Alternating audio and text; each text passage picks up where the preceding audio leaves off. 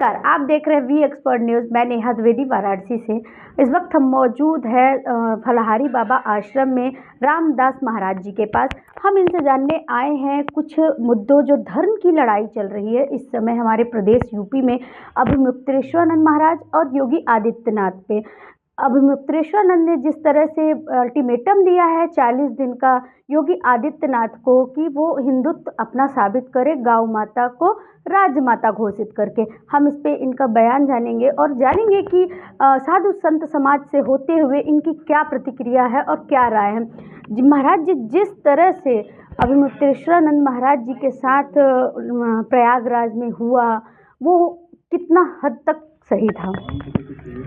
वैसे तो परंपरा है सबको स्नान करने का मेला में, संत के भी और जनता का, जनार्दन का, सबका मेला में अधिकार है मत्स्य में स्नान करने का, क्योंकि कुंभ मेला तो है नहीं, ये महाकुंभ है नहीं, ये एक मेला है प्रयागराज का, ये कल्पवास के लिए होता है, सबको अधिकार था। अब वो हम शासन के साथ में क्या विचार हुआ, क्या उनका वार्तालाप हुआ, क्योंकि नियम होता है जो जगत गुरु हो चाहे मठाधीश हो जब स्नान करने जाते हैं तो सरकारी को जो विभाग है, जो वहाँ का अधिकारी, उनको सूची किया जाता है। जिस तरह से पालकी में जाने की जिद अभिमुक्तेश्वरानंद महाराज की थी, क्या वो सही थी? वैसे तो कुंभ मेला जो जो लग रहा है नहीं, इसमें नहीं होता है, पहले सब जाते हैं, मतलब शासन उनको स्नान जरूर कराते हैं। रह गया कि पालकी की तो बात छोड़िए, जो बटुक भगवान थे, जो संत महात्मा थे, उन पर जो लाठीचार्ज किया, ये बहुत गलती किया, अच्छा नहीं किया।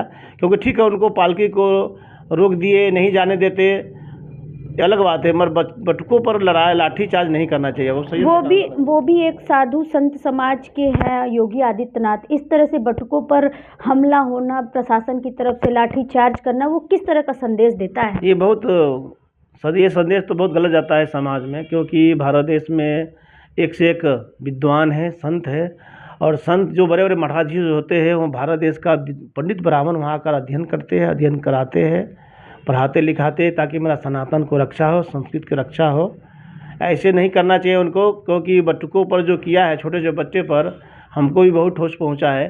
साधु के ऊपर किए होते तो चलता, जो शंकराचार्य जी है उन्होंने हट किया तो उनके ऊपर किए होते तो चलता, कोई बात नहीं। चलो साधु के जो हट किए हैं तो भी संयम से काम करना चाहिए उनको बहुत संयम से। मतलब इसमें गलती किसकी नज़र आ रही है? आप एक साधु संत समाज से हैं। प्रशासन की गलती है, वहाँ का जो लोकल जो प्रशासन पुलिस है उसका गलती है। तो प्रशासन की गलती है, और योगी आदित्यनाथ भी एक महाराज हैं, एक पीठाधीश्वर है गोरखनाथ महाराज मठ के, तो उस पर कुछ एक्शन क्यों नहीं लिया गया? उनको एक्शन लेना चाहिए, क्योंकि वो राजा है, उत्तर प्रदेश का मुख्यमंत्री है, इस पर विचार विमर्श करना चाहिए था। माफ़ी मांगने के लिए इतने दिन शंकराचार्य वहाँ अनशन में बैठे रहे, लेकिन कोई बातचीत नहीं, कोई वार्तालाप नहीं, कोई माफ़ी मांगने नहीं आया। बाद में जब शंकराचार्य यहाँ आ गए बनारस, तब कहे कि हम कोशिश कर रहे थे। ये किस हद तक सही था? अब तो वही जाने, अब कोशिश क्यों नहीं किए, किस लिए नहीं किए।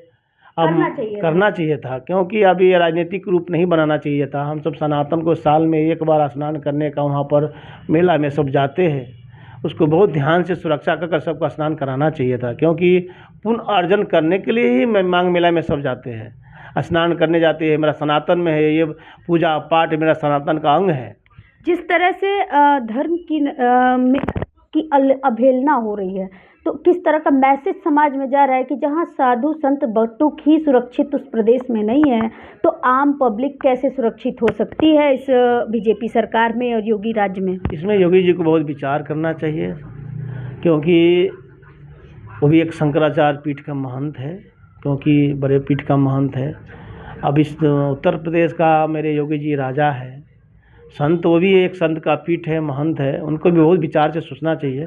संत को सुरक्षा करना उनका दायित्व है। उन्होंने तो बीड़ा लिया है कि मैं सनातन धर्म का रक्षक हूँ, उनको लीडर भी बनाया गया है हिंदू का, उनको तो इस पर बहुत विचार करना चाहिए था। जिस तरह से अभिमुक्तेश्वरानंद महाराज जी ने उन्हें अल्टीमेटम दिया है 40 दिन का हिंदुत्व साबित करने का, तो क्या लगता है, क्या ये सही है? नहीं, ये सही नहीं है। वैसे तो योगी जी हिंदू है ही है, और पीठ पर ही बैठा है, गौ रक्षक पीठ पर, इसे गौ का रक्षा के पीठ पर बैठा है। उनको सब जानता है कि योगी जी सनातनी है, हिंदू रक्षक है, तो उनको एक बोलना अच्छा नहीं था, मगर किस कारण बोला, क्यों बोले, तो वही जाने। ये राजनीतिकरण का बात है। राजनीति की बात कर रहे हैं तो अभिमुक्तेश्वरानंद को कांग्रेसाचार्य बताया जाता है, क्या ये सही है? नहीं, ये सही नहीं है, क्योंकि जब कांग्रेस का सरकार भी था उस समय इनके गुरु जी करपात्रे जी, स्वरूपानंद जी इन्होंने विरोध किया। यहाँ तो राहुल को भी इन्होंने विरोध किया था कि हिंदू नहीं है, जनेऊ पहन लेता है, जो जनेऊ पहन कर जाए उस मंदिर में जाने का अधिकार नहीं है, इन्होंने विरोध किया था। इसे नहीं बोलना चाहिए। वो तो समय समय पर सबको विरोध किया है, सपा को विरोध किया है और कांग्रेस को विरोध किया। अभी सब अब मेरे योगी जी राजगद्दी पर बैठा हुआ, राजा बैठा हुआ, तो अगर मान लो मेरा ही परिवार का अगर बैठा हुआ गलती करेंगे तो बोलना तो मेरा फर्ज है। तो क्या लगता है कि राजमाता घोषित हो जाएंगी? गौ माँ को राजमाता घोषित करने की जो मुहिम छेड़ी अभिमुक्तेश्वरानंद महाराज ने, क्या ये 40 दिन का अल्टीमेटम के अंदर सही हो जाएगा? अभी ये तो समय बतलाएगा 40 दिन में होगा कि नहीं होगा। वो भी, उनको भी वक्त दिया गया, वो भी सोचेंगे समझेंगे। वैसे तो गौ माता के लिए, राजमाता बनाने के लिए उनका अधिकार है योगी जी का, राष्ट्रमाता बनाने के लिए तो मोदी जी का अधिकार है, और राजमाता योगी जी का है। उनको तो बना देना चाहिए राजमाता, क्योंकि इनका अधिकार है और उन्होंने गौ का ही पीठ पर है, उन्हें सनातन का ही लीडर भी है, सनातन का भी नाम पर उन्हें मुख्यमंत्री भी बना। जैसे योगी आदित्यनाथ की जीवनी हमने देखी है कि बचपन से ही गौ प्रेमी हैं, गाय को रोटी खिलाना, अपने थाली का खाना दे देना। अभी हाल ही में उनकी मूवी आई थी जिस तरह से मोटिवेट किया लोगों को, तो इतना देरी क्यों हो रहा है अपना जवाब देने में? अभिमुक्तेश्वरानंद महाराज को योगी जी चाहे तो जवाब दे सकते हैं इसमें। अब इसलिए जवाब देने में संकोच हो रहा है, नहीं जवाब दे पाए, क्योंकि बीजेपी का लीडर से भी सलाह लेना पड़ेगा उनको, सबसे सलाह लेना। उनको बीजेपी का जो बड़े बड़े कमांडर है, जिसके हाथ में है, वही बैठाया है उत्तर प्रदेश में, तो उनको तो सोच समझ कर ही निर्णय लेगा, अकेले तो नहीं ले सकता है, क्योंकि सबको लेकर चलना है उनको पार्टी में जितना भी उनके संगठन में, उत्तर प्रदेश में, राज्य में जो मंत्री बनाए हुए, सबको सलाह लेकर ही वो कुछ घोषित करेगा। अकेले तो कर नहीं सकते हैं।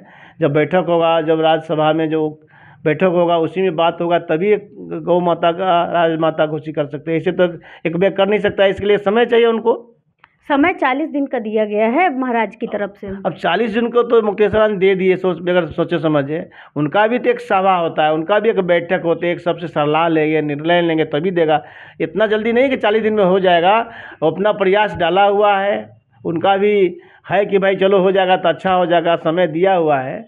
क्या लगता है कि अगर ये 40 दिन के अल्टीमेटम में 11 मार्च को जो दिल्ली में होगा, लखनऊ में, क्या लगता है संत समाज, साधु समाज 2 गुटों में बटा हुआ नजर आएगा? अभी तो समय है, उनके बहुत समय, 40 दिन बहुत दिन होता है, एक दिन में क्या क्या हो जाता है। धर्म युद्ध की लड़ाई में समाज, आम पब्लिक को नजर आ रहा है कि किस तरह से आघात पहुंच रहा है सनातनियों को। आप तो जानते ही, धर्म युद्ध में जब पांचों भाई पांडव में धर्म युद्ध का जो युद्ध लड़ा, तो उस समय भी धर्म का लड़ाई था, अपने परिवार में भी लड़ाई हुआ था। भगवान ने बहुत उनको समय भी दिया। तो ये धर्म युद्ध लड़ाई में तो आपसे में कभी भी आपसे में लड़ाई होता है। गैर से समाज में किस तरह का संदेश जा रहा है गुरु? समाज में तो अच्छा संदेश नहीं जाता है, क्योंकि पांचों भाई पांडव भी उस समय आपस में लड़ रहे, तो उनके समाज में मैसेज अच्छा नहीं जा रहा था। पर ये विधि का विधान है, ये परमात्मा विधि के विधान को कौन टाल सकता है? जिस तरह से योगी आदित्यनाथ ने काल नेमी की उपाधि दी, अनजाने में ही सही, किसी का नाम ना लेते हुए भी, लेकिन संत समाज कहीं ना कहीं इस बात को जान रहा है कि वो किसे काल नेमी का है। यहीं से विवाद छिड़ा और इन्हें 40 दिन का अल्टीमेटम गौ माता को राजमाता घोषित करने का दिया गया अभिमुक्तेश्वरानंद महाराज की तरफ से। तो क्या लगता है कि 11 मार्च को गौ माता राजमाता घोषित हो जाएंगी कि नहीं? ये बहुत चिंतनीय शब्द है, समझे। योगी जी को काल नेमी क्यों बोला, किस लिए बोला, तो आप तो योगी जी जाने। किसके ऊपर बोले, नहीं बोले, नाम तो लेकर बोले नहीं, समझे। नाम लेकर बोले होते तो लगता कि हाँ किसी को बोला है, नहीं बोला है।